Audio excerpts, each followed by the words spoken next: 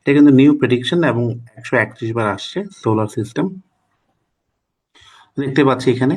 তো এইদিকে বাম দিকে সান দেখা যাচ্ছে, এরপরে কি 8টা প্ল্যানেট আছে, রাইট? এখানে 8টা প্ল্যানেট দেখা যাচ্ছে।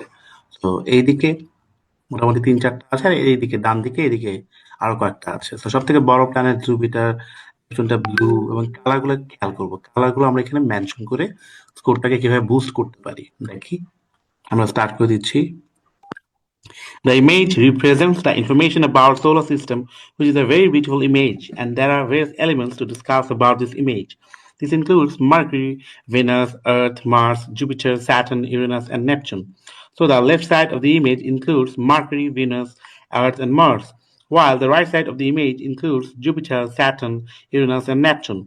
Neptune is blue in color. The background of the image is black in color. Earth is in blue in color. Venus is yellow in color, and the Mercury is in dark brown color. In conclusion, this image is really informative. Okay,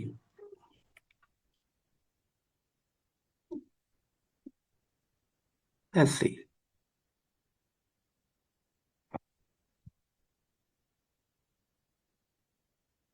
দেখেন, খুব ভালো একটা score, 88। তো খেয়াল করা যাচ্ছে পুরোপুরি বলতে গেলে নিয়ারলি পারফেক্ট। আমি তো খুব আহামরি কিছু করি না, এখানে যেটা করেছিলাম কি কি আছে প্ল্যানেট গুলো সব বলেছি, পাশাপাশি কালার মেনশন করে আমি আমার কন্টেন্ট স্কোর বুস্ট করে নিয়েছি, রাইট?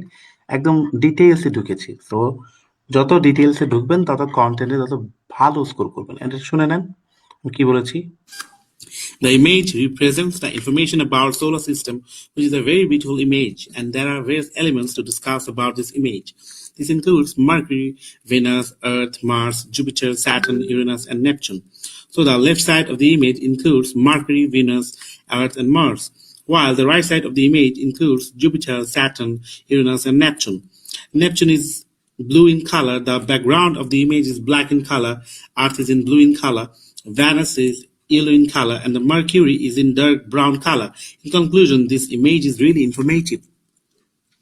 ওকে, তো আশা করি আপনি বুঝতে পারছেন যে বুঝতে পেরেছেন যে এরকম